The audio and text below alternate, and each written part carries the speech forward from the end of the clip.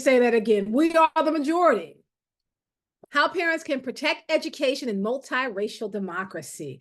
We are inching closer and closer to our May 3rd National Day of Action and the kickoff to Freedom Summer 2024. I am so excited that we're able to share space and get the ball rolling on all that we have to do to push back against the attacks on racial justice and on our democracy. As we do every week, and I've already started with this, I would love for you to put in the chat your name and where you are joining us from. We know we have a lot of folks joining for the first time, so we look forward to welcoming you all into the space. The chat is a space for us to get to know one another, learn from each other as we gather together to organize and strategize. We have so much planned for tonight's program, including our breakout sessions, where we will invite you to voice your thoughts about tonight's program and your activation plans for May 3rd. Now, we'd like to get some information from you about where we are and where you are at planning your activation. So we have a short poll. It's coming on the screen right now, and please take 30 seconds to fill it out. And as you're doing that, I'm going to turn it over to Kimberlé Crenshaw to provide you with some grounding for tonight's program.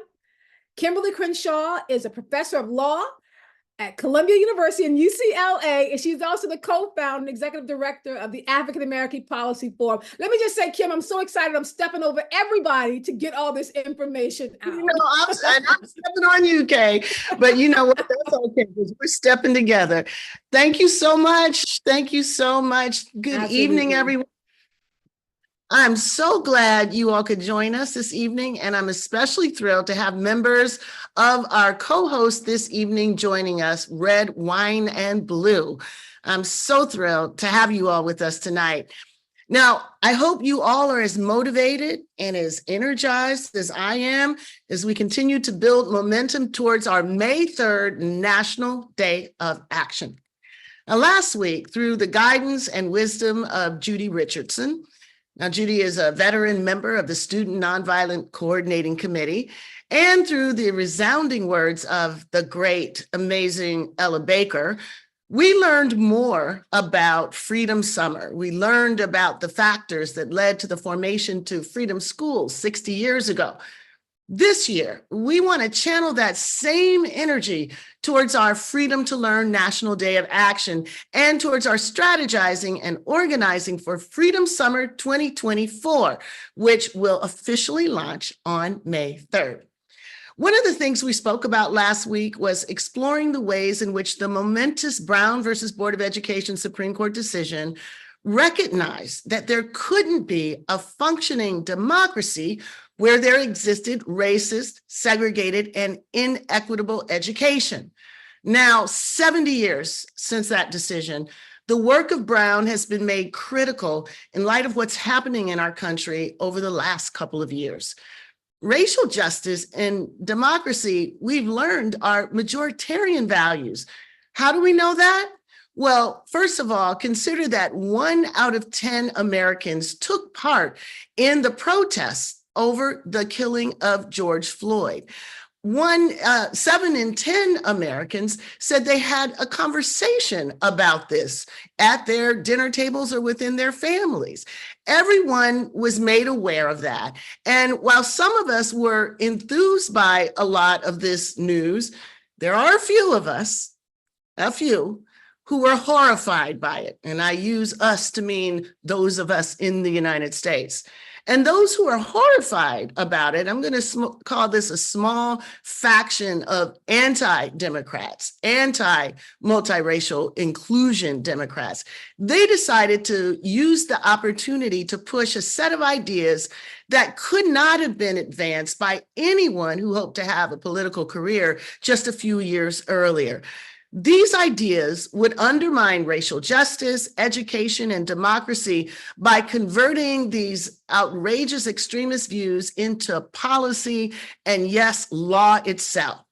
So for years, this vocal minority of people have argued that civil rights violate their rights, that anti-discrimination protections discriminate against them, and that expanded voting rights dilute their voting power. Now, this faction, this extreme faction, is no longer on the extreme political end of the spectrum. In fact, they have moved this extremist agenda to become part of the mainstream. So if you want evidence of it, just ask a couple questions. Why have book bans reached their highest recorded level over the last couple of years, with most of these books being written by either authors of color or LGBTQ authors, or that deal with themes about race and queerness? Because this faction claims that it violates their children's rights. Sound familiar? Why are we losing the bare minimum of diversity, equity, and inclusion protections that exist? Why? Because they claim that DEI violates their civil rights. Why are we set to see the most restricting voting laws taking place all across the country, more restrictive than a whole generation's worth of sluggish improvement on voting rights? Why is that happening now? Well, it's because people of color in Atlanta and Philly, Detroit, and Phoenix, together with white allies across the country, were able to decide who the president of the United States would be. So what does this fact represent to this faction? It represents the idea that they are losing their country. The irony is that the movement that was launched as a response to those protests in 2020 was not an integrated and powerful movement for racial justice, for education, and for democracy. No, the movement that actually got its whirlwind start after George Floyd is a movement against all those things. It's a movement that stands to win unless we harness our collective outrage at this anti-woke and anti-democratic faction. That's why we're all coming together as all people who are concerned about what's happening to our kids, what's happening to our schools, what's happening to our equity, and what's happening to our democracy. We're coming together to defeat this cabal. That's why we know that we can't save our democracy without the capacity to resist the efforts to destroy us at what has historically been our weakest link. And that is why race has always been the Achilles heel of American democracy. Those who are attacking CRT have been transparent about the ways in which this attack was going to play out. They knew that they could use race to ignite a moral panic in what had largely been respected and trusted. That's our schools and our teachers. Racism was used as that boogeyman to undermine our confidence in our schools and our teachers, and also our confidence in virtually every other public institution, whether it's universities, the government, and yes, even the media. So it's evident that once this match is struck and a core feature is destroyed, then the fire will continue to burn. It will burn our infrastructure. It will burn our laws. It will burn our values, and ultimately it will burn our democracy. So this small fraction's grasp on our collective future can't be pried from our throats unless we can better mobilize our communities together, our families, and our representatives.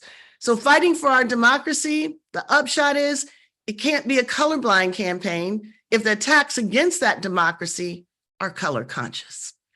So consider, for example, the Heritage Foundation, long a bastion for dismantling the protections and values that most Americans associate with equality and freedom and dignity.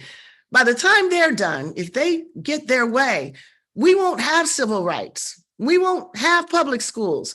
We won't even have nonpartisan government employees. How did this happen so quickly? And why now?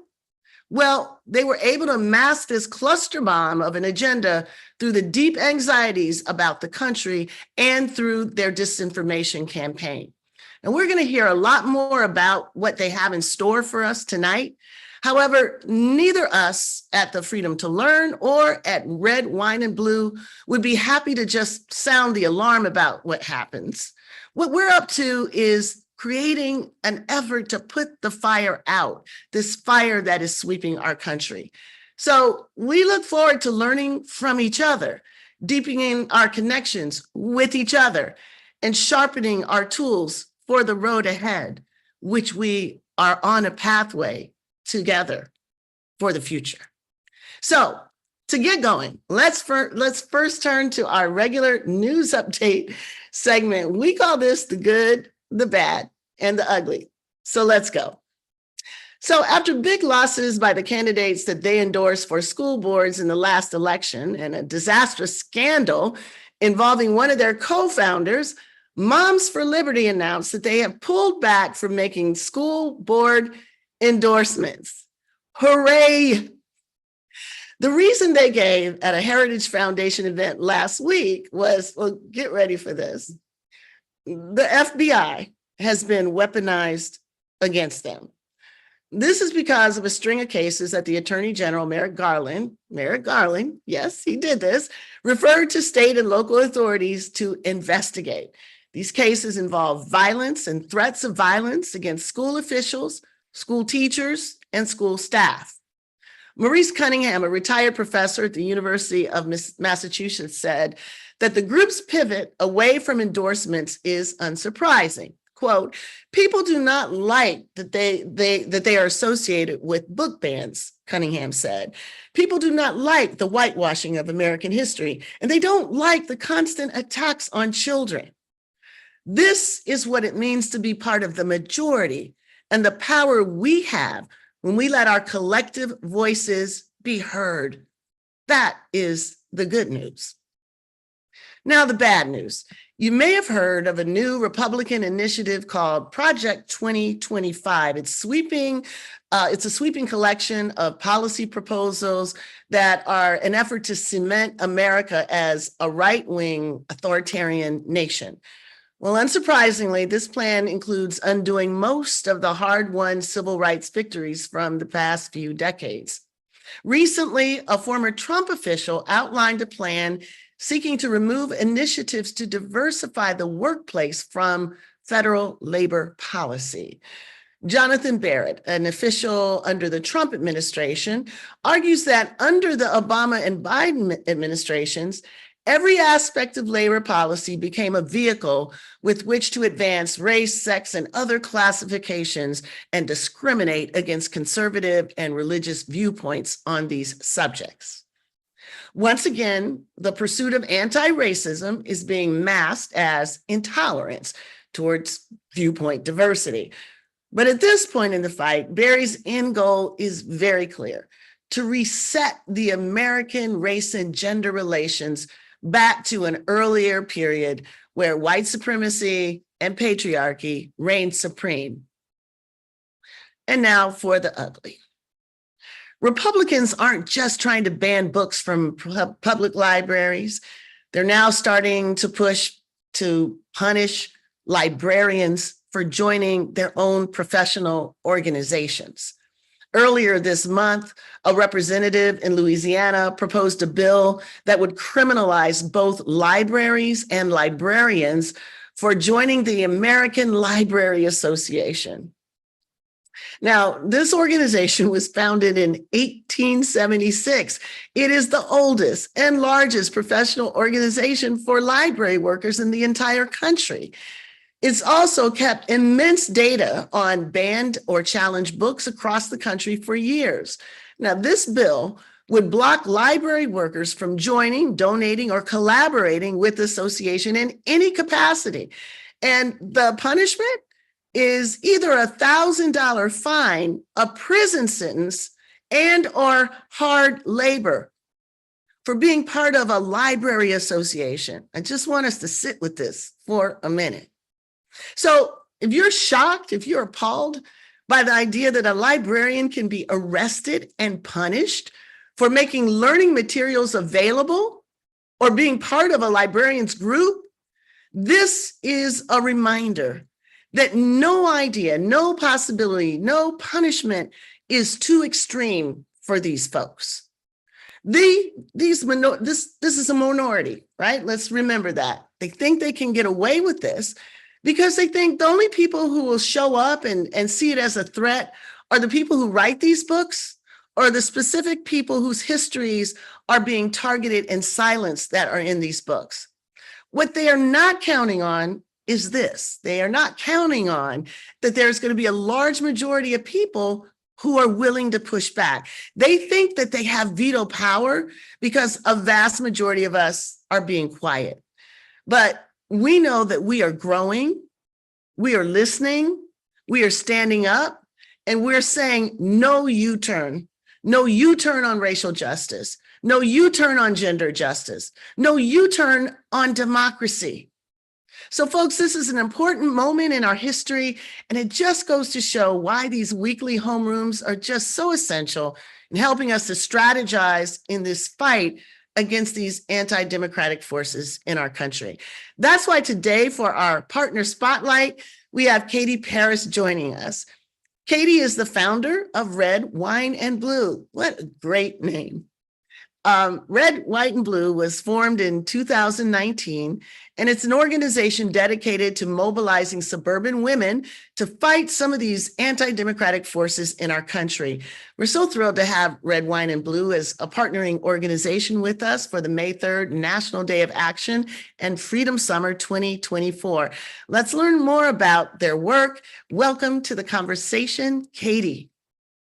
Well, hi, Kimberly. I am so honored and thrilled to be partnering with you on this event. Welcome to all the Red, Wine, and Blue troublemaking women who are on here tonight. What an honor for us to be hosted by the Kimberlé Crenshaw and the African American Policy Forum.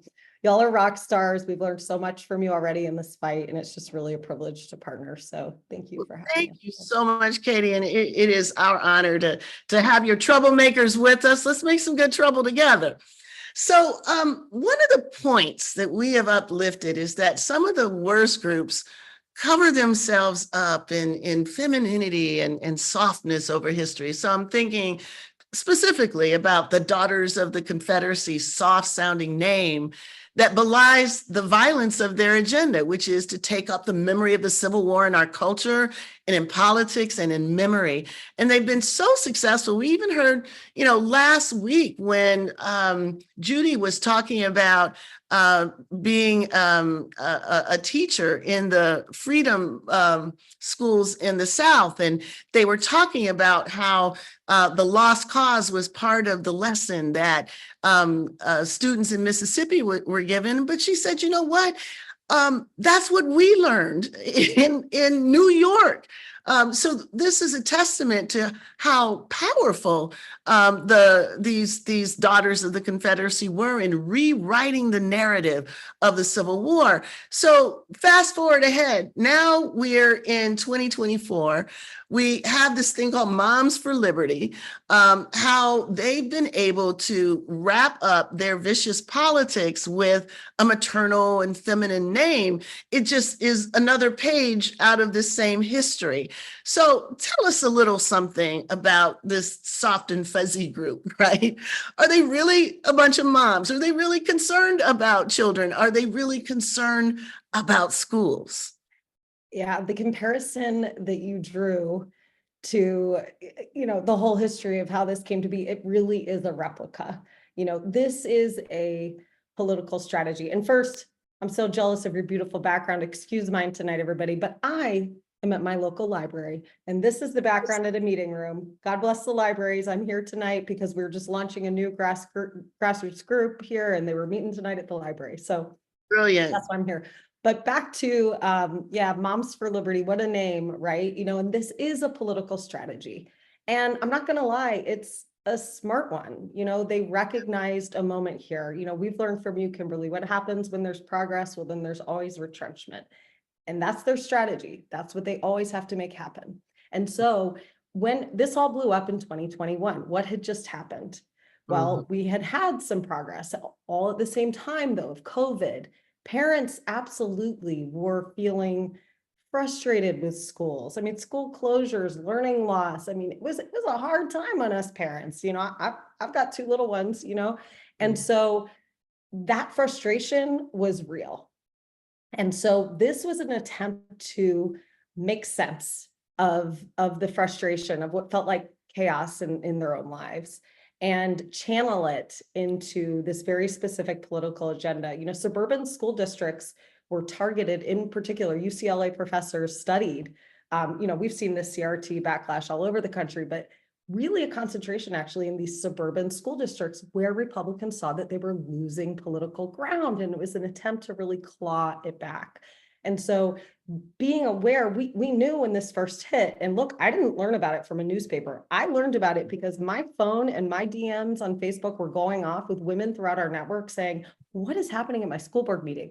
They were describing the exact same tactics, the exact same talking points being used at every single one. So this was absolutely, manufactured by Chris Rufo and Manhattan Institute, Heritage, everyone else that is now driving Project 2025 as a political strategy for sure. But what they're so smart with is recognizing those very real feelings and then manipulating it. But I have to say, I think that now we're seeing the backlash to that backlash. And the reason why when Red, Wine, and Blue tries to organize in communities, there's such an outpouring of support of moms and parents saying, yeah, I thought I was going crazy. It just seemed like, all these extremists, but like, oh, right, I am the majority. People don't actually want this. And they're realizing that this didn't bring calm to the chaos at all. Actually, it created this moral panic, this total chaos when parents are really saying, you know what I actually want? I want a high quality education for my child that prepares them for a diverse and changing world. I want there to be mental health supports. I want there to be comprehensive sex education. Of course, I want them to learn about racism. And so that's why I think we are seeing, well, look, hey, Moms for Liberty backing away from even doing their endorsements. And I know in the races we targeted in November, and we only targeted the most competitive school board races in swing states where extremists were running, and they lost 70% of those races that we targeted. So. See, now that's news to get excited about, right? And I'm so struck by how you came to understand what was happening, and it reminds me very much of my good friend and mentor, Barbara Arnwine, when she, was signing off on all these amicus briefs and getting involved in lawsuits against the efforts to suppress the vote. And she started seeing that she was seeing the same language over and over and over again. And that's how she came to recognize that this was coordinated, that this was the same language and it was the same people. There was this, as someone once said, a vast right-wing conspiracy behind this juggernaut. So I remember, the images from those school board meetings in 2021 that, were overrun with parents who were proclaiming that they were, outraged about what was happening to their kids, and they were just there, as parents. And it was shocking, first of all, and the media covered it as though this was sort of a grassroots sort of uprising, that it was just there. And it took a long time for the story about the fingerprints, like the marionettes, to actually, be seen. So it makes me wonder, and part of what we're trying to do here is get inspiration from those organizations and activists who got out ahead and said, come on, everyone, here's what's going on. So how were you able to see through what was actually happening? So you said part of it, you were seeing the same thing over and over again. And then once you saw it, what propelled you to take action? Because there are a lot of people who might now see it, but haven't yet felt that they could change it. I mean, honestly, everything we do is basically, I think, sort of like the exact opposite of how Heritage Foundation and Chris Rufo, it's like sitting in DC around a conference table, consulting billionaires, I guess, or something. I don't know, about like how this plan should go. We know part of the plan is always just chaos to overwhelm us. They know we're the majority, so they're not going to win elections or really anything at all just by on the virtue of their ideas.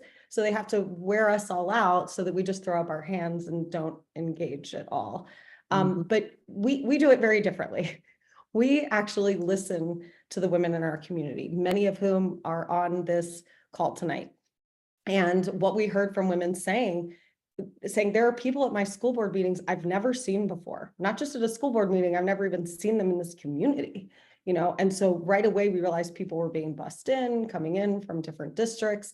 And we responded because of the desperation that we heard from moms all across this country and sharing the exact same stories, whether you're in Florida or Ohio or Pennsylvania or North Carolina, anywhere, describing these situations, and they were desperate for support. And honestly, there weren't a lot of groups focused on this. I think, Kimberlé, you know this, like at first when these things happen, you know, some of our allies can sort of say like, oh, just ignore it. It'll go away. You know, I think that you know a lot better than that, but you know how that goes, right? You have to, but we knew it wouldn't. We knew how pervasive it was simply because we were listening. And so we started launching, we launched very shortly after that all blew up, what we call our troublemaker trainings, and we still hold them every Thursday night. This is sort of like our troublemaker training for tonight. That's why we invited all the troublemakers, where we come and learn, educate ourselves, learn how to organize in our communities, get the confidence we need to stand up at those school board meetings or our state legislatures, and do it in a way that's consistent with our values. Because frankly, we don't want to be the Moms for Liberty just coming with a different point of view. We want to be role models for our children. You know? And we want to, and at first you see footage of those school board meetings, is your first instinct to say, oh, hey, that looks like fun, I'll go down there. No, it's not. So we have to create community around this. The antidote to extremism is community and connection. And that's where we start. And I've always been drawn to that. It is what I believe in. In the end, it always wins, because when we know that we're in this together, we won't possibly be silent. You know, if I have that, if I know Kimberlé has my back, if you know Katie's got your back, how much easier does it make it, you know, to go out there and take on the world and stand up for what we know are, in fact, the majority views. And that's why even when I see something like Project 2025, I'm like, you know what, we can do this though, because this is not America. And that is why, you know, activations and May 3rd and beyond is so important. We need to know that we are there, right? You know, it's like, I've likened it to sending up a flare. If we all send up the flare from where we are, we will light the sky. And that's the key to pushing back. So as we move to the rest of the program, I'm keen to know what your members are up to on May 3rd. And, you know, this is, of course, in an important year for the future of our democracy. There are a lot of critical elections happening at the end of the year. We know some of them are going to be decided right in the backyards of red, wine, and blue. So as you think about the entire trajectory of the next several months, where does May 3rd fit into your Troubled Nation series? Okay, so we know that this election ultimately is about a choice between two very different futures.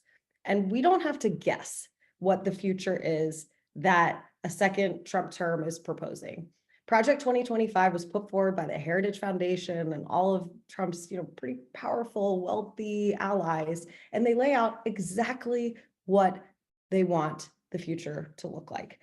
And we know that, book bans are absolutely a part of that. Abortion bans, banning IVF, contraception, the abortion pill, comprehensive sex education. It goes on and on across every single issue, and it's contrary to all of our values. We know that we need people learning about this contrast between our values and the future that we want for our families and our communities and what they are proposing, right? When they tell us, believe them.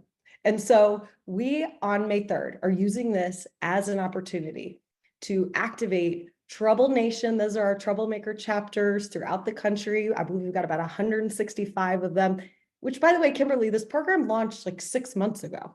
There's already 165 of these affiliate groups throughout the country, and they're going to be hosting happy hours, gatherings, house parties, etc., to learn together about what Project 2025 is, not as some academic exercise, but as truly understanding what is this blueprint for the future that they're offering us, so that I can be better equipped when people who are less engaged in all of this, when they say, well, why should I vote? What does it matter?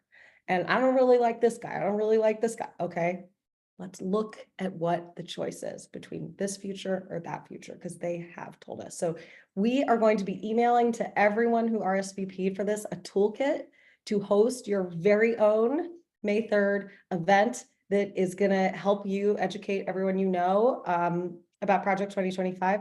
And also it has been linked in the chat. We'll do it some more. We have a Project 2025 explainer and simple website that's really easy to navigate that kind of breaks it all down, because it's a 900-page document. We don't want to be going to their website.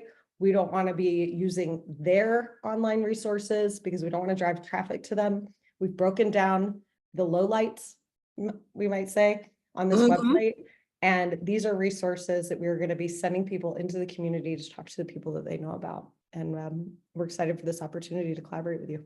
So exciting. So exciting. Well, thank you, Katie, for highlighting all of the work that women-led parents organizations like Red, White, Wine, and Blue are doing, and what others can do to mobilize parents to push back against the attacks on our multiracial democracy. So we're looking forward to working with you and just seeing those activations getting into really good trouble together. So thank you so much, Katie. Thank you.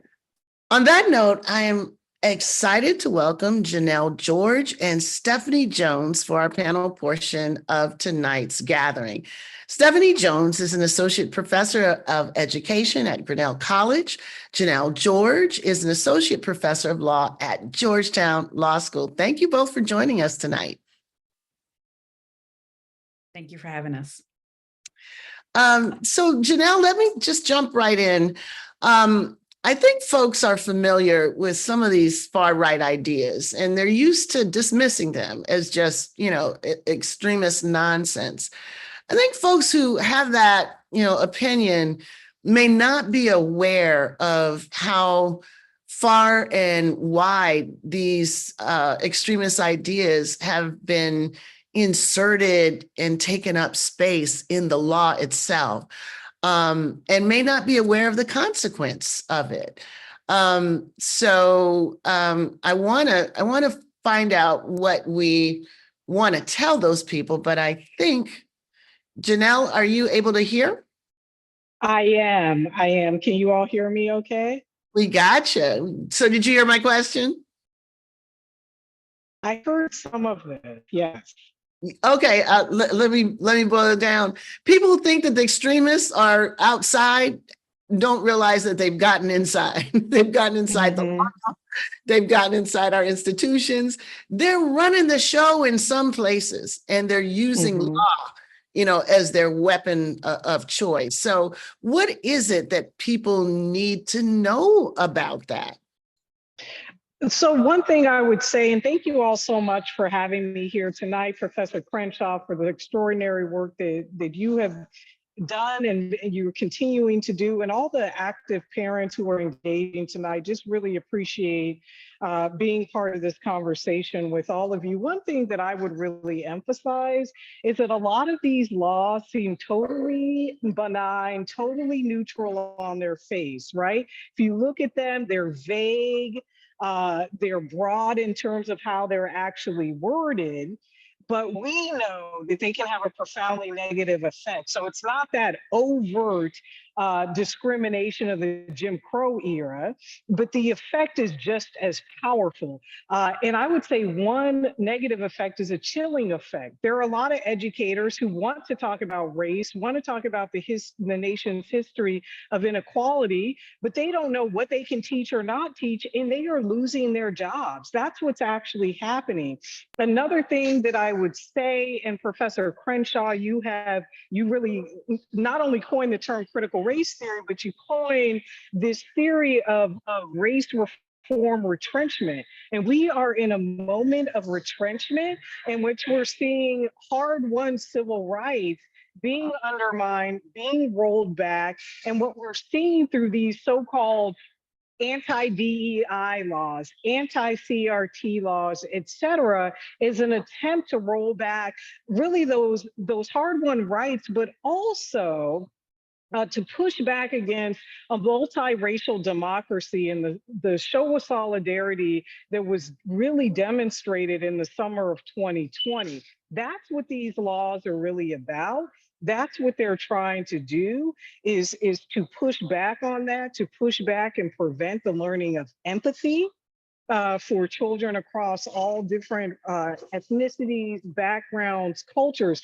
First of all, these folks, and I totally agree with what Katie Paris just said, believe what they're saying. They're not very they're not very covert, I would say, about what they're trying to do.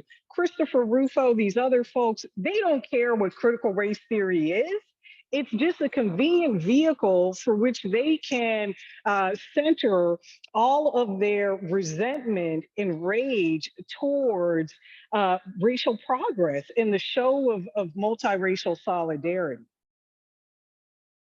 And you know, it's so fascinating that telling us what they're doing isn't seen as a risk for them, right? They were able to say, look, we're going after schools, we're using critical race theory to do so. We're trying to drive a wedge between parents and their schools. And our ultimate goal is basically to create the space for vouchers. Our ultimate goal is to defund, universities that embrace a wider, deeper idea about what this democracy. I mean, they're telling us exactly what they're doing, and yet they're gambling, or maybe they're not gambling, that telling us isn't going to do anything to put us in the position to stop it. So they have a strategy, they have a tactic. What is it that we should learn or have learned from what has unfolded over the last 3 years? I mean, first they came for CRT, then they came for LGBTQIA students, then they came for DEI. What's the lesson we should be learning, and are we learning it? That's a great question. I think we can go back even further, right? And look at, we had the Civil War, we had this time of Reconstruction, then we had this movement called Redemption, right? Where all of those gains for Black people post-enslavement were also undermined. We have the Civil Rights Movement, we have Brown v. Board, and then we also had decades really of massive resistance to the ruling. And so we can learn not just from what we're seeing now, which is, to be clear, it's not just people of color, it's not Black people who are the only people in the crosshairs. They're trying to reach anyone, right? Anyone who has gained any kind of traction as marginalized folks. That's who they are trying to, they're again trying to undermine that progress. They're co-opting the language of the civil rights movement and other folks, right? What they're trying to do now, though, is they have learned a little bit from the past. So again, it's not that overt discrimination of the Jim Crow era, but it is this embrace of miseducation, this trying to make history irrelevant, to obscure the past so that they can almost distort. We're on the 70th anniversary, right, of the Brown versus Board of Education decision in 1954. Yet the Supreme Court in its recent ruling was almost equating affirmative action with Jim Crow segregation. They're not the same things. Right? They're not.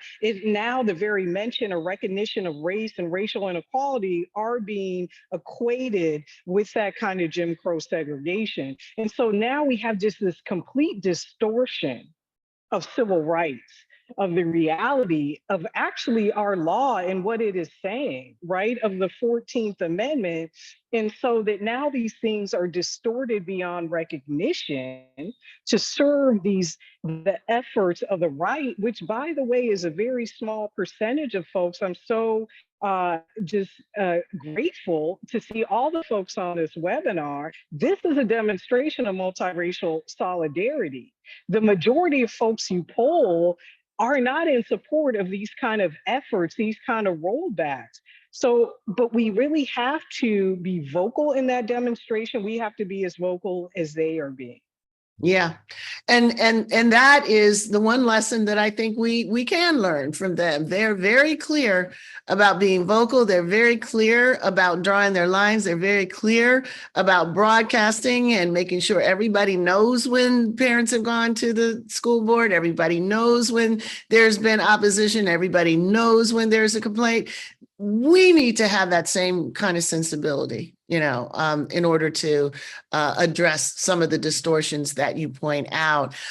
Stephanie, I want to come to you, partly because one of the consequences of 2020 is that there have been more conversations and more demands to open up the curriculum in a way that deals more accurately with history. I mean, one of the reasons why the Supreme Court can say with a straight face that Linda Brown was harmed in the same way that the white kids who went to the school that she had to walk by every day on her miles walk to the segregated school. The only way that works is if people haven't been told the truth about segregation. The only reason this, my civil rights, are violated by your civil rights, the only reason it works is because people don't know the real truth behind what our country looked like and the fact that it was intentionally created that way. So a lot of this, I think, the backlash is tied to that erasure. And one thing in particular that seems to be erased, even in this moment, is the violence that's done to Black students, brown students, traditionally underrepresented students through a so-called colorblind curriculum. This whole idea that if we tell the truth, it's gonna hurt Susie. So we're not gonna talk about Rosa Parks. We're not gonna talk about Ruby Bridges, right? And that's gonna treat everybody the same, and nobody's gonna be harmed. So what's missing, and what do people need to know about what you've called curricular violence? What's missing is that we're not naming it. And I want to preface this anecdote that I'm about to tell with the fact that what I'm about to tell you has been happening way before 2020. And so I talk about an incident that happened to me in elementary school where a teacher was doing a unit on colonial America and brought in cotton implants for students to pick in order to know what it was like to be an enslaved person. Now, me being one of, I believe, 2 Black students in the class at that time, I didn't question these methodologies or these pedagogies. I didn't know how to do that. And I wasn't aware that I could do that. But that lesson stuck with me. And I wondered if anybody else had experienced this type of what I call curriculum violence, which I define as a set of lessons that adversely affect students both intellectually and emotionally.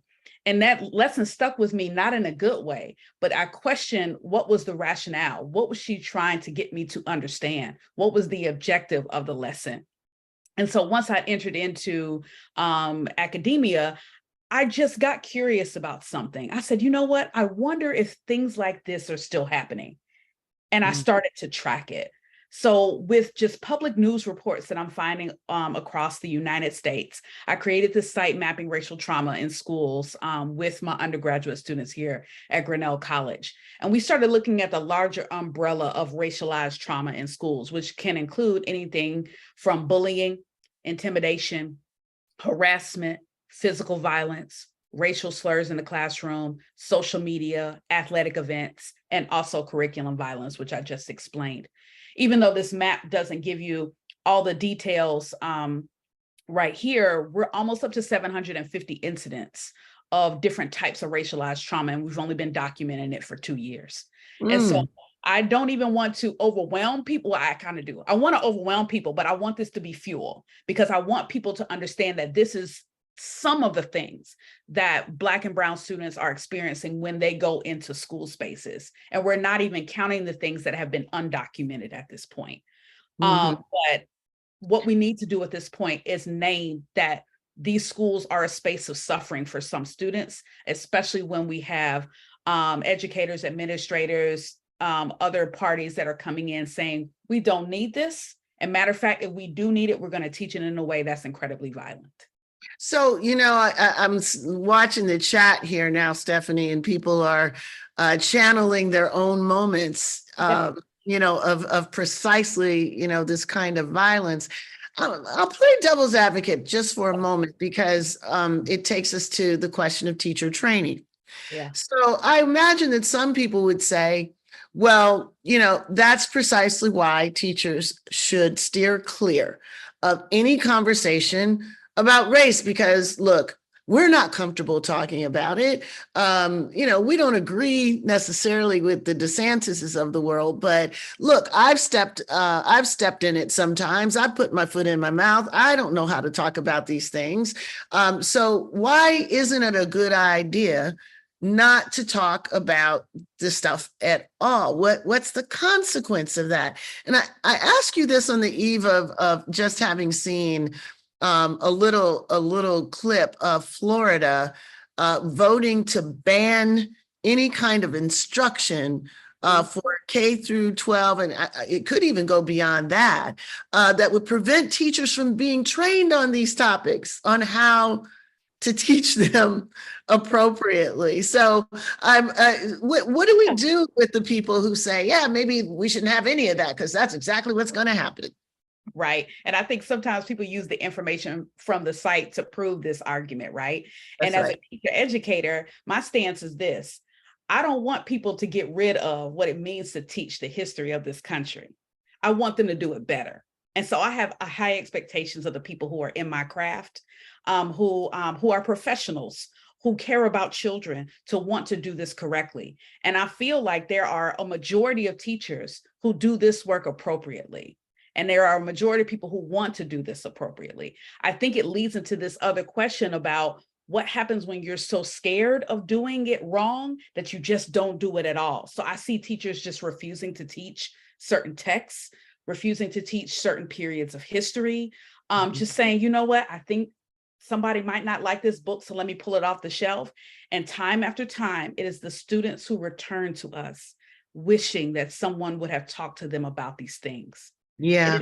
It is the teachers who are saying, it's the parents in our communities who are saying, yes, it's okay for you to talk to my child about these things. I'm okay with it. I want this to happen, but we're kind of like extrapolating our own defenses on what we think people want for us. Right. And so we just have to be careful not to fall into that gap that they want us to do. Yeah. And it's the same as the diversity argument. Again, I said something about Charlemagne last week saying, diversity is done poorly. That shouldn't be used as an excuse to eliminate all conscious awareness of how inequality needs to be addressed. Just because there's difficulty doesn't mean that that's a justification for stepping away from it altogether. Janel, we're real short on time, but I could not conclude without hearing just a couple words about parents, Black parents, their advocacy for their children, what they need to be effective, what they've demanded. And I say this recognizing that, look, my mom, when my mom walked into school, people started running, right? Because she'd been there. She knew. I mean, there were times I didn't even want her to come because, like, I got this. And I had no idea what was really going on. But see, she was a teacher. And so she understood what institutional, what it meant that they did not see my potential, what it meant that they weren't teaching what I needed to learn and what all of us needed to learn. So she was there all the time. Talk just a little bit about Black parents, the history of Black parent involvement and what it needs to look like now. Absolutely. So it frustrates me, these stereotypes of that people try to frame Black parents as uninvolved or uninterested in education. I would argue that no one in this country has fought more for education, and I'm talking about antebellum period, than Black parents who have risked their lives, their livelihoods, the lives of their children for education because they believe so strongly in it. I mentioned the Brown ruling. I think what's interesting is all the plaintiffs in Brown were mothers The lawyers at the NAACP Legal Defense Fund, where I once worked, right? They picked the one male plaintiff, Oliver Brown, to be the namesake of the case because they believed that it would play better with the 9 Supreme Court justices who were all men. And maybe so, maybe they were right in that strategy, but we can't ignore the ongoing activism of Black parents. This semester, my students had the honor of working with the Alliance for Quality Education, which is a parent-based advocacy group from New York City, and interviewing some of the parent advocates who are so phenomenal, whether it's juggling jobs, trying to survive, trying to feed their families, yet still believing in education as this strong public good and being willing to do so much to secure that access for education. I think that we have to recognize that, right? And dispel these myths. No one is more involved and more ready and more committed to fighting to access education than Black parents. What it does mean is that we have to, as advocates, get into communities, build these relationships with parents who are on the ground, who are advocating, to collaborate together in this work. And we have to do more of that, which is part of why I think that's an important component of the clinical work that I do, which is why I'm so thankful to be a part of this conversation tonight. Thank you so much for bringing that forward. There's so many aspects of our history, particularly the gender dimensions of the fight to anti-racism, that we don't know. And when we don't know it, we're unable to find the opportunities to build on it, and in particular, build some of the coalitions among the moms, for multiracial literacy. So thank you both for your insights and the work that you do in pushing back against this anti-woke cabal. So looking forward to working with you both for May 3rd. So I think this is a perfect moment to bring the amazing, the unparalleled James Baldwin, A Talk to Teachers, forward.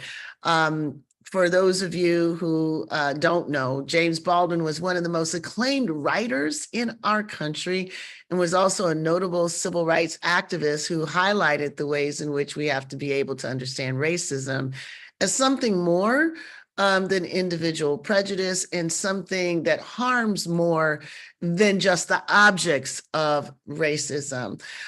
So let us call forward our artist moment. Every week, we try to have a moment where we speak to the whole of us. I call it the right brain, left brain activation. And we're delighted to have Jarvis Matthews read an excerpt from Baldwin's A Talk to Teachers. Jarvis? Hello. Hi, we see you. All right, are we ready? We're ready. Right, let's begin by saying that we are living through a very dangerous time.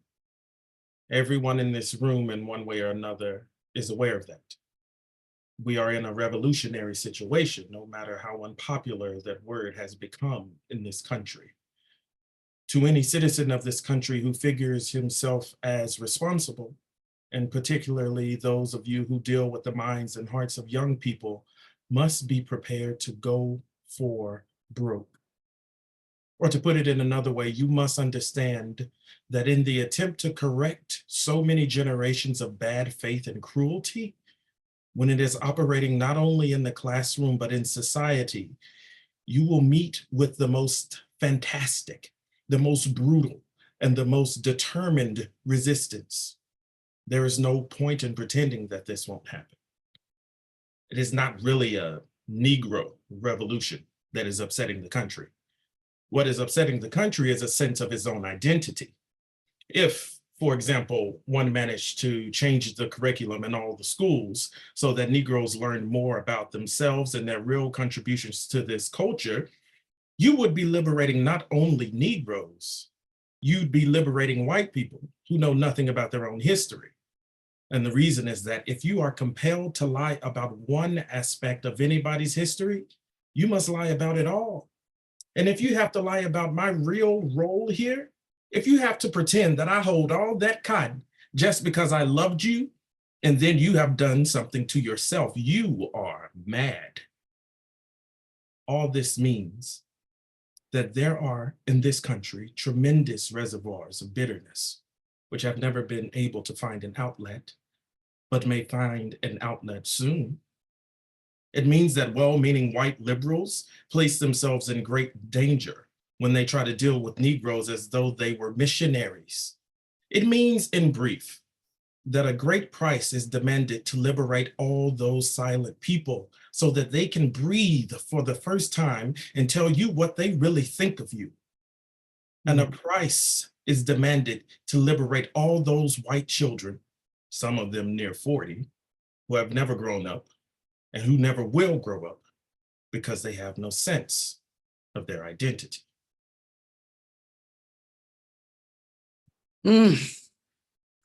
Let us just let that mic drop sink in. For someone who can, write across the decades and still be so relevant, that is such a testament to his brilliance, and to you, Jarvis, for bringing him forward. Thank you so much. My pleasure. Thank you. I'm now going to turn it over to Nancy MacLean to speak with us about Project 2025.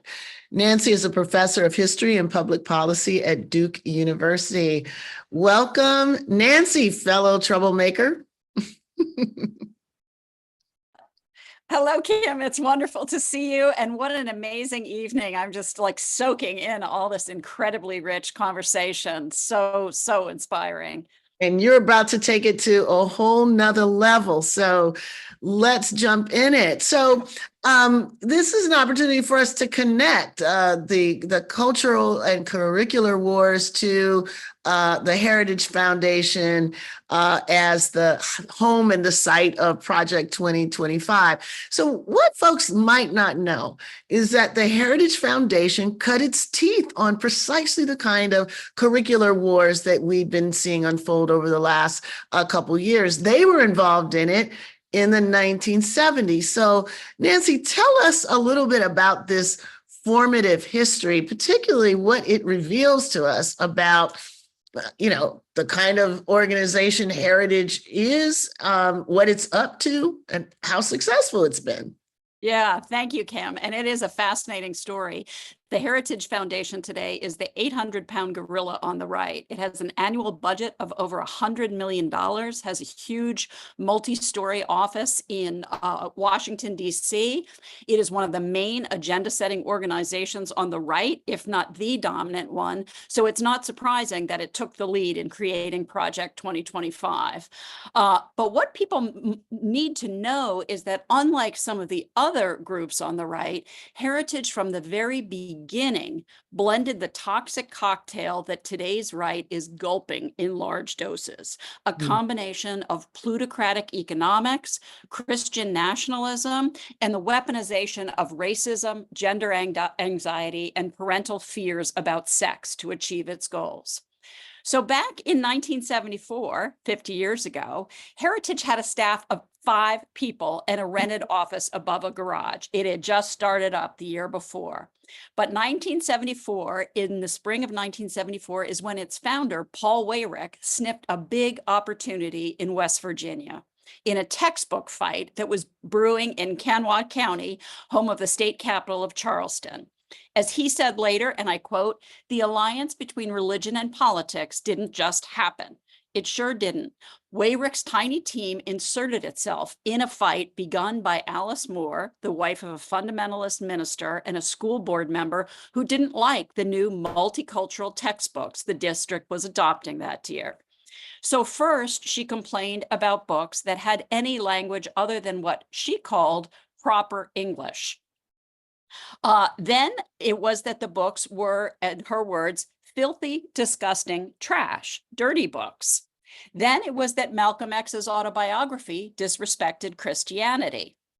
All the while, she was in the orbit of the John Birch Society. And some protesters just came right out and called the new books N-word books. Before it was over, parents of about 1/5 of the students in the county kept them home from the schools. Someone was shot for crossing the picket line.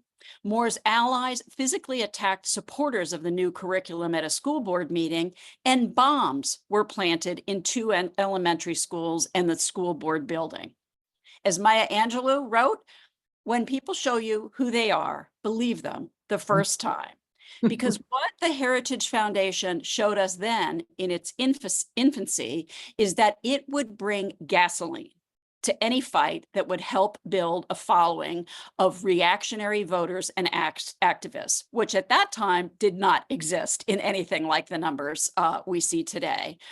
And not only that, but Heritage would not blink at violence if it seemed to help the cause. It actually provided legal counsel to the bomber, Marvin Horan was his name, who was convicted and spent 3 years in prison. But was Heritage ashamed of that? No. Along with the anti-busing fight then happening in Boston among Irish Catholics, Heritage saw it as a growth opportunity to build a movement for what they called parental rights. As the bomber's lawyer said afterwards, and I quote, "We learned that if you pick the right fight at the right time, it can be profitable." They got that right. Right. And we were just thinking too about another way in which they were able to grow the movement, of course, which was linking it to abortion. A lot of people don't know that initially evangelicals weren't pro-life. They weren't excited, about this issue. And Weyrich, again, saw that opportunity to weaponize, the resistance to integration, the resistance to the civil rights movement, and to marry it to this idea about abortion. And it's become, again, the juggernaut that it is.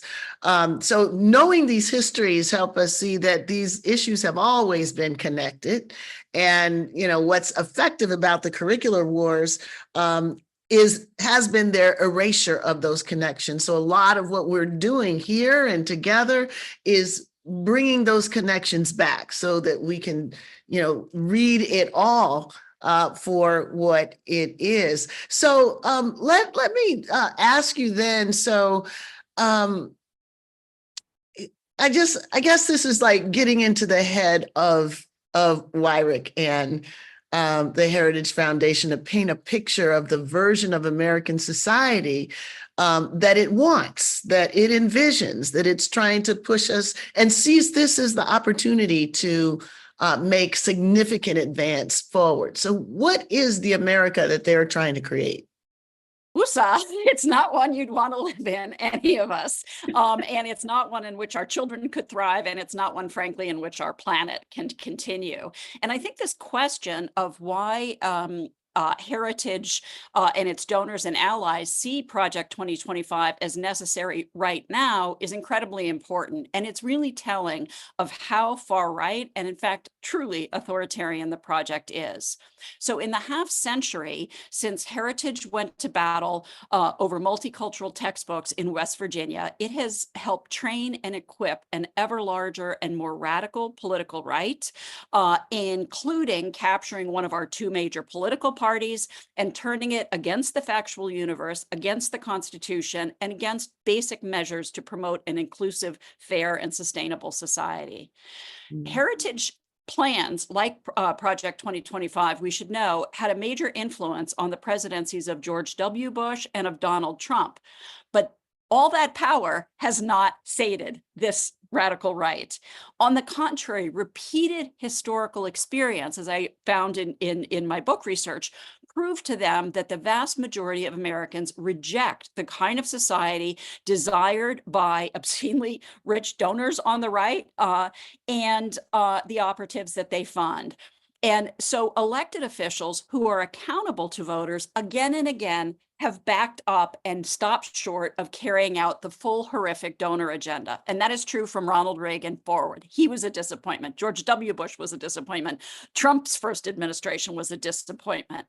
But rather than reconsider their unpopular agenda, as any democratic movement would with this kind of resistance, what they have done instead is conclude that they need to shackle democracy in the ways that we have seen roll out, especially since the 2010 midterms: mass voter suppression, ridiculous gerrymandering, destruction of unions, and on and on and on.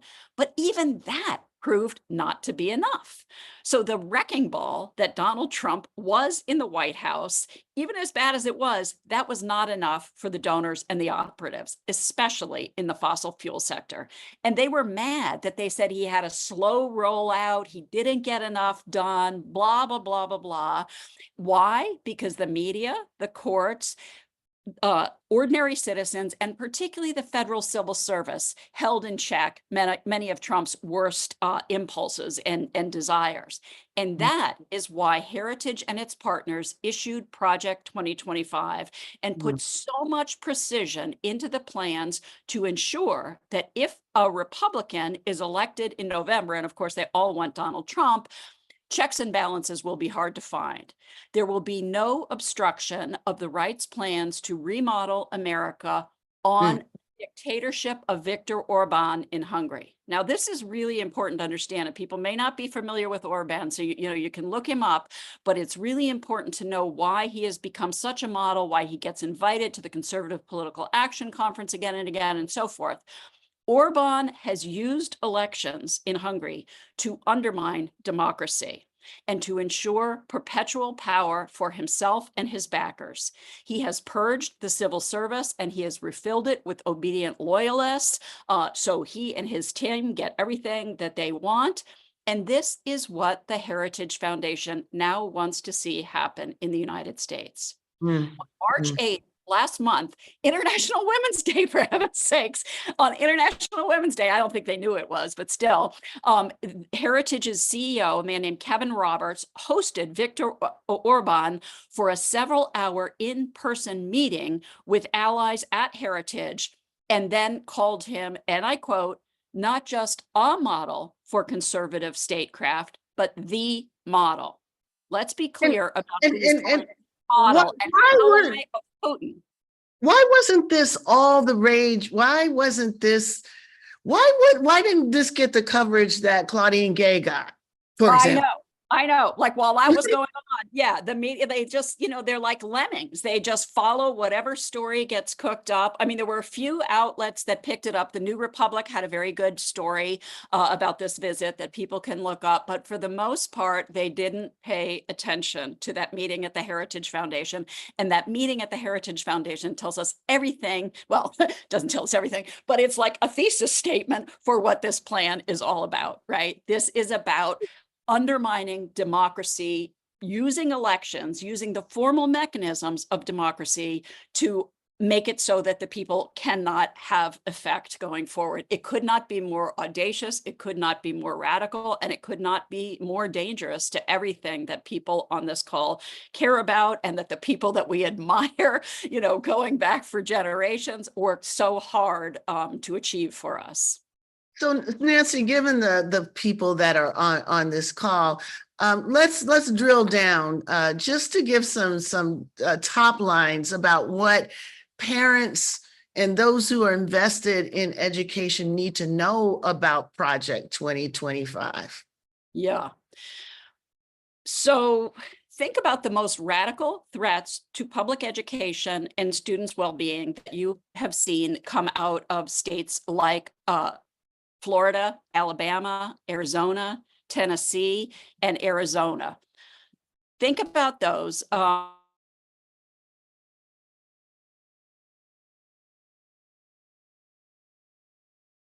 Did we lose Nancy?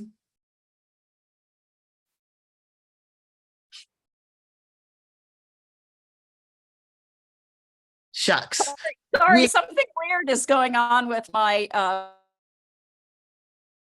Well, Nancy, you know, we used to have a saying for those moments about what was happening. I When have we're to clean just putting getting the to internet back the on. Okay, but in answer to the question, let me start over. But basically, to understand what Project 2025 will mean for schools, for public education, for parents, and for kids, what you need to do is think about the most radical threats to public education that you've seen come out of states like Florida, Alabama, Arkansas, Tennessee, and Arizona.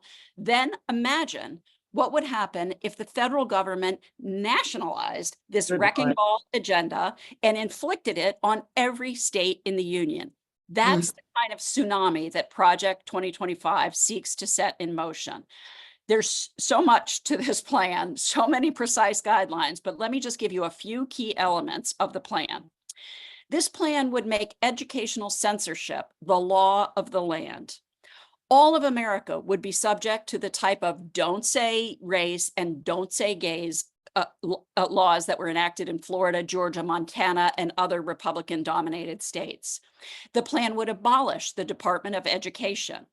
It would send federal tax dollars to fund Christian private schools. It would stop Head Start preschool for low-income children.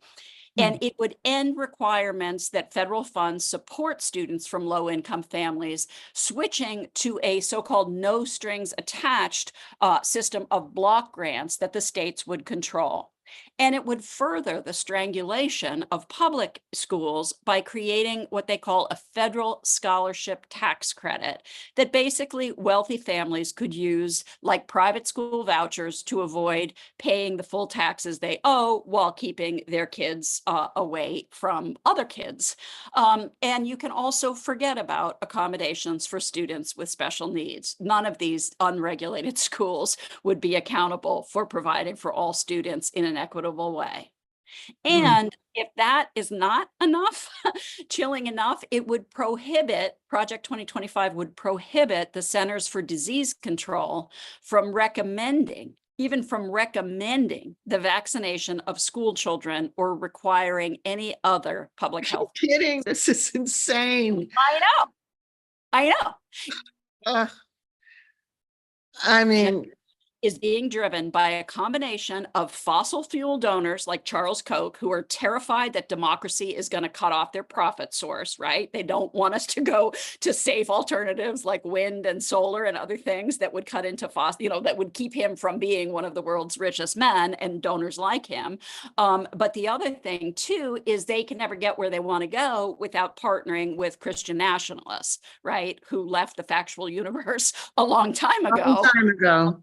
Who have never gotten over the fact that they don't control the country as they felt that they once did. So that's what we're seeing here. It is an absolutely toxic fusion of plutocratic ambition and opportunistic use of Christian nationalists who they keep disinformed and in a panic through the Fox network. I mean, oh gosh.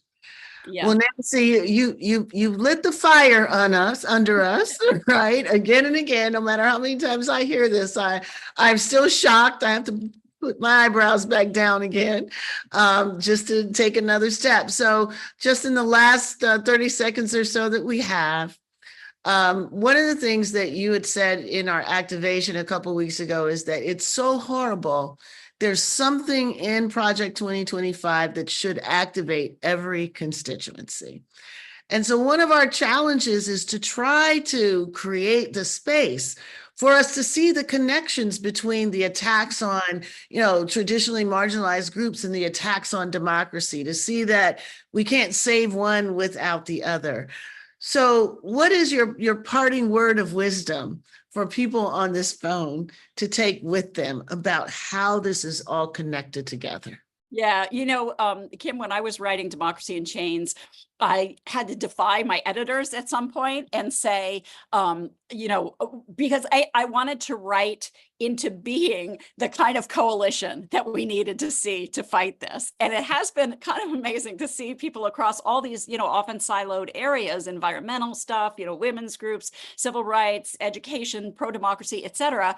Well, I feel like now the Heritage Foundation's Project 2025 is doing that on a massive scale. They are helping us call into being the coalition that can achieve what Bishop Barber calls the third reconstruction, right? That can enable us to finally break through so many of the obstacles that have kept us from renewing democracy, from achieving equity, from getting a sustainable economy, saving our environment, because they are taking aim at every single constituency you could imagine that is about sanity, sustainability, equity, justice, et cetera. So I think that this is one of those moments when we have to seize the opportunity that they have provided us and put them on the back foot. And we should hold every single Republican candidate accountable. Do you support this Project 2025?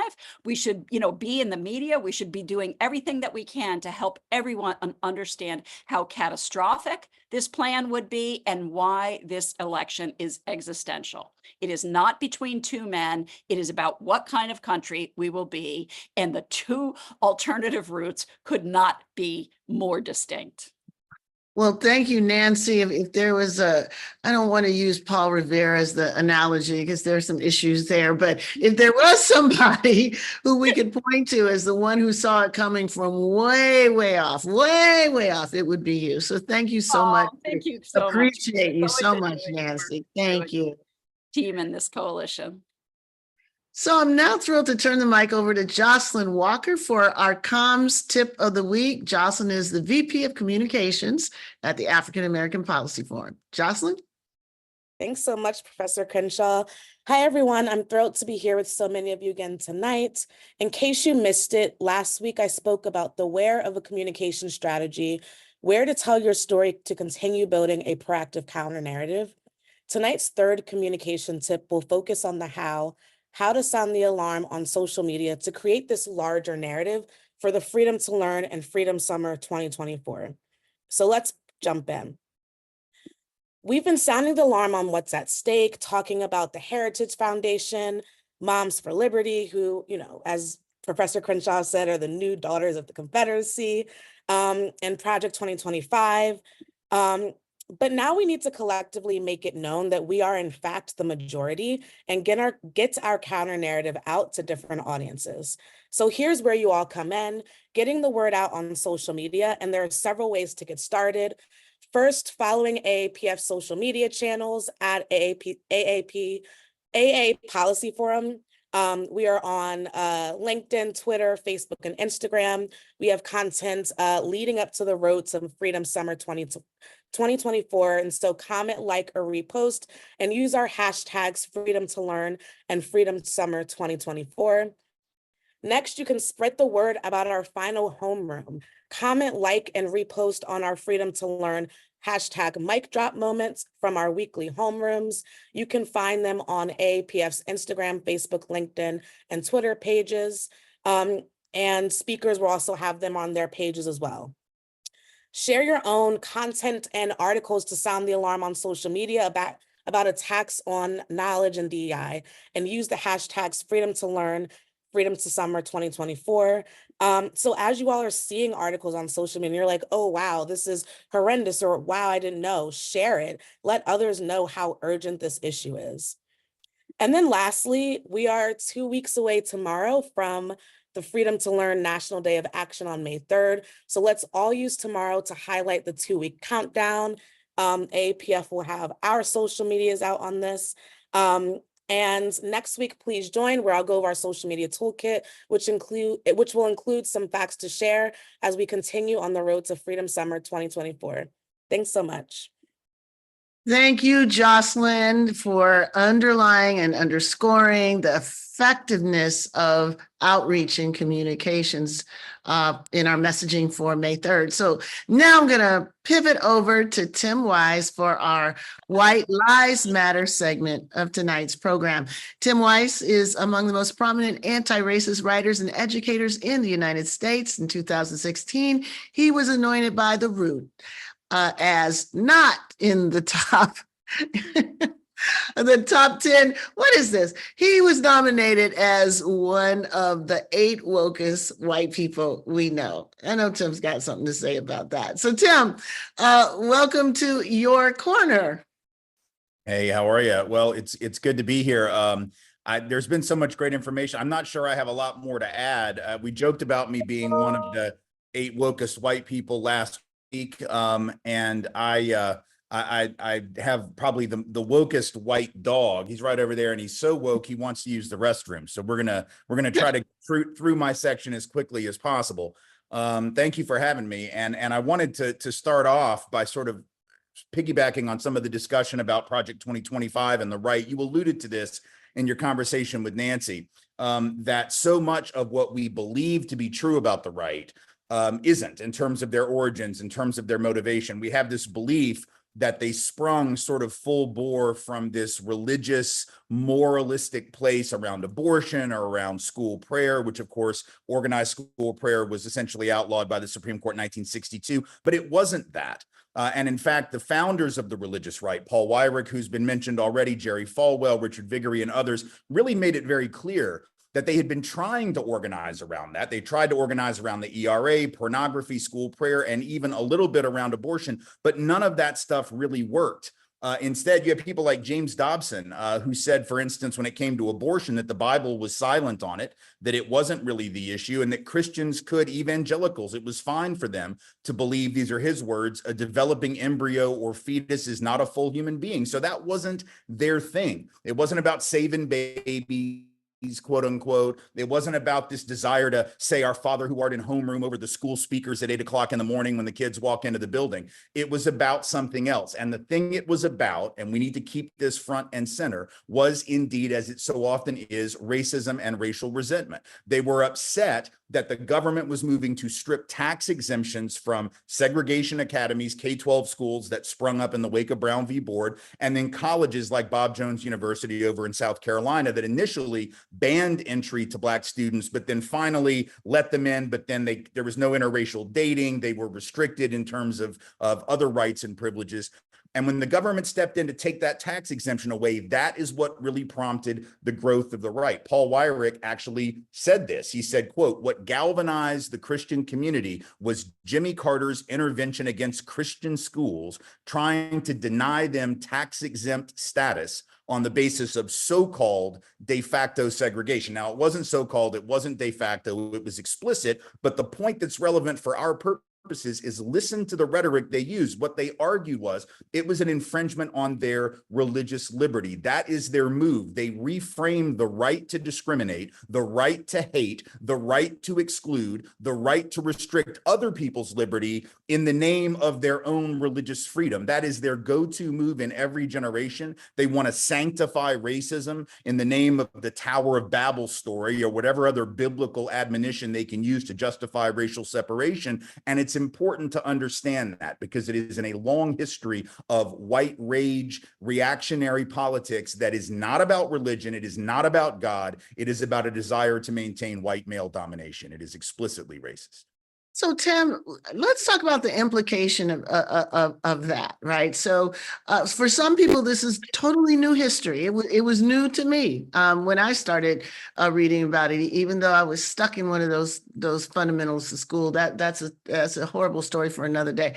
But it seems as though progressives are sometimes reluctant to want to tell this story. They think that, to actually build this collective that we need to push back, that part of the story doesn't need to be articulated. So I wonder, what is it that we have to say about why it is important to center this history of race and racism in our pro-democracy work? Why do we need to not sidestep it, but bring it in and put it right in the middle of all of the work that we have to do to fight back?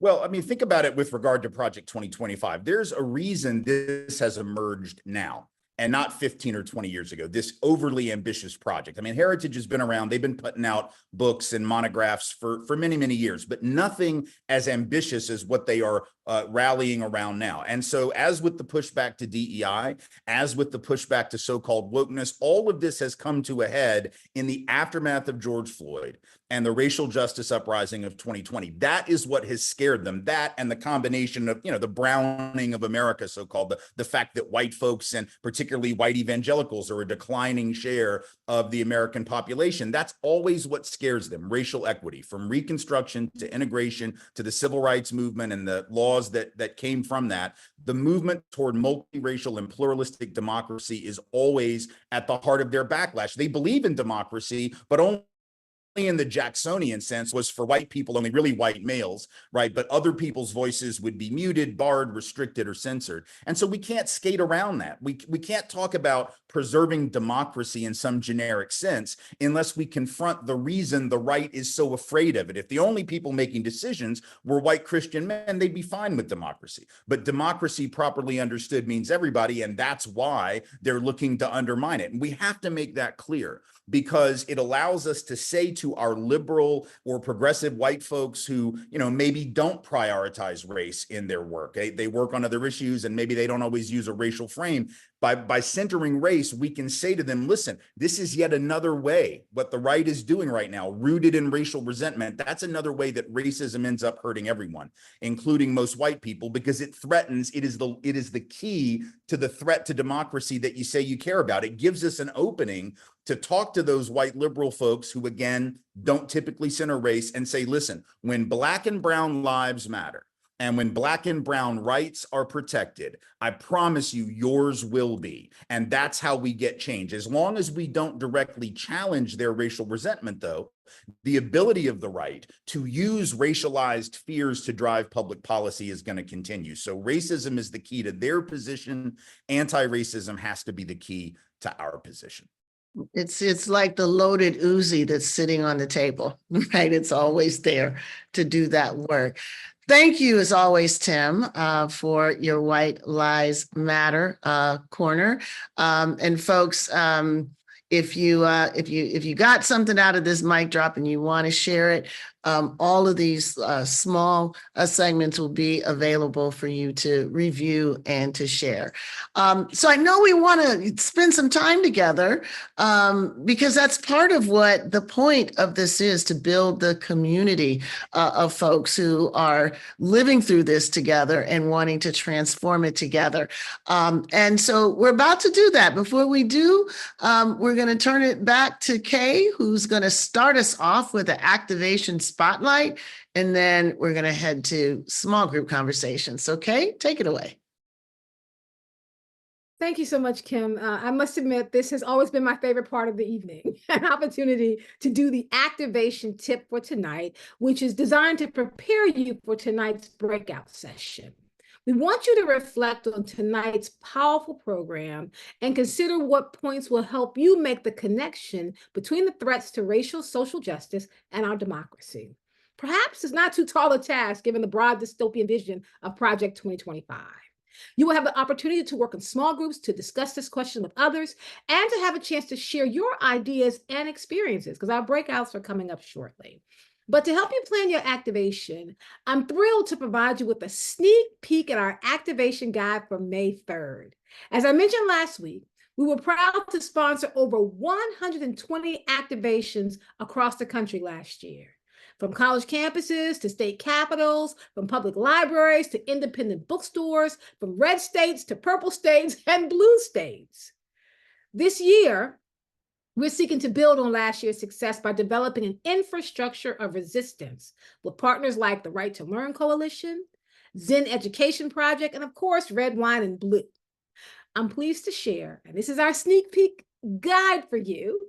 We're going to give all of you here our activation guide. It's going to come into your email tomorrow, so you will have it first.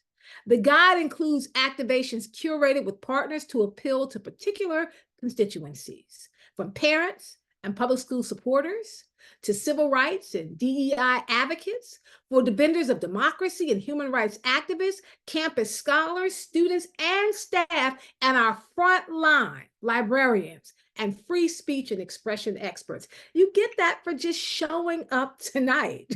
And we've carefully developed these activations to make them as manageable and impactful as possible.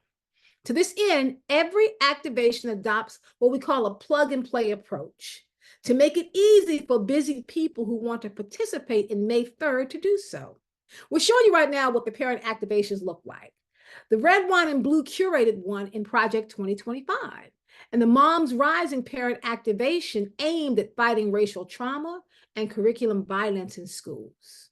As you see, we have flyer templates to publicize your event. We have proposed formats and titles.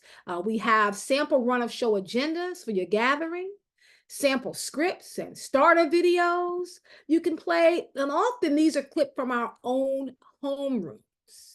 You can also adapt whatever you want from these toolkits for your own gathering. It's kind of the design your own activation. Our activation guide will provide you with all these toolkit resources to allow you as the organizer to focus on gathering your folks and engaging them on these important issues on May 3rd. We have laid out the work for you. We invite you to share this activation guide, this toolkit with friends, family, colleagues who are also interested in working to protect our freedom to learn on May 3rd. Now, to be included among our activations on our website and our social media posts, be sure to do the following 3 things. Like, we just want to give you 3 things to do. Number 1, sign up your activation so we can uplift your activities on the Freedom to Learn website. That's number 1, just sign up your activation. Let us know what you're going to do. Number 2, sign up to join our May 3rd Slack workspace to collaborate with others. They're planning activities and creating community. These are people who are committed to protecting our freedom to learn and our multiracial democracy. All of these links are being put into the chat right now. Number 3, we want to know how your event went. Fill out our post-event form. Post your activation on social media using these hashtags. Hashtag Freedom to Learn and hashtag Freedom Summer 2024. In fact, we want you to get started. If there's something you've heard tonight, something that's moved you tonight, go ahead and tweet it out. Hashtag Freedom to Learn and hashtag Freedom Summer 2024. Now, after May 3rd, upload your activation photos, your videos, and as they say, look, if you don't post it, it really didn't happen. We want you to post it so we know and you know that it happened. We will uplift all these websites and social media and all these videos and all these talks with reporters onto our Twitter page as well. So now, let me close out this segment with perhaps the most exciting one thing I want to share. I can't be the only one out here who really likes swag. Do you like swag? We know everyone hates filling out forms, but sharing out information about your activation is vital to how we track our collective success. To this end, we are incentivizing you to fill out our sign up form. We're giving out a free Freedom to Learn t-shirt to the first 50 people who fill out the form. We have over 200 people on tonight. The first 50 people to fill out the form will get a free Freedom to Learn t-shirt. Please just drop the links to the sign-up form again in the chat. You see them there, and go ahead and sign up and get your t-shirt. And then, of course, take a picture while you're in it, and then use hashtag Freedom to Learn or hashtag Freedom Summer 2024 and share it with the world. I'm going to toss it back over to Kim for some closing remarks before we head out to our breakout rooms. Okay, so thank you, Kay. Remember, if you like swag, be one of the first 50. So I want to thank everybody so much for joining us tonight. And I want to give a special shout out to our co-sponsoring partner, Red, Wine, and Blue, and also to our guest speakers, Janel George, Stephanie George, Nancy MacLean, and Katie Paris, and our artivism performer, Jarvis Matthews. Together with my usual collaborators, Kaye Wise Whitehead, Tim Weiss, and Jocelyn Walker. Now, next week, you got to come back next week. It'll be at the same time, same place. Next week, we'll address the weaponization of colorblindness, understanding the attacks on civil rights and DEI. So in addition to our weekly standard segments, we're thrilled to welcome NCNW President Siobhan Arline Bradley, USC Sean Harper, and National Immigration Law Center's Nicholas Espiritu to discuss the precursor to today's educational censorship laws. Don't forget to RSVP from the link dropped right there in the chat. And have a great rest of the evening. Enjoy the breakout session. Kay, back to you for instructions. Thank you, Kim. I just want to remind people, go ahead and click that link. The first 50 people will get a free Freedom to Learn t-shirt. So now you've been listening to us talk to you all night. Well, now it's your chance to talk to each other in small groups. For those of you who are able to stay for just another 20 minutes only, we'll be heading over to our breakout rooms momentarily, where we will invite you to share your thoughts on tonight's program and discuss your activation plans for May 3rd. We really hope the discussion will be engaging and fruitful. Now, we have randomly pre-assigned everyone into 9 breakout rooms. When the pop-up screen appears shortly, notifying you that breakouts are open, you simply have to click to join your breakout. Should you have any issues, just stay in the main room for troubleshooting. Now, I want to note, we are offering a red, wine, and blue breakout room that Julie Womack will facilitate. That's to allow all the red, wine, and blue members to touch base about tonight's program and how to move forward on your Project 2025 activation. Now, if you are a WRB member who wants to join this breakout, please be sure to select it when you get the pop-up notice. You are, of course, more than welcome to join any other breakouts to cross-engage with the AAPF regulars in the spirit of Freedom Summer 1964. Once you all go into breakouts, you will sign off from there. There will be no return to the plenary. Have a great conversation. Make sure you fill out the form, get your free t-shirt, and see you next week. Thank you so much for your time tonight.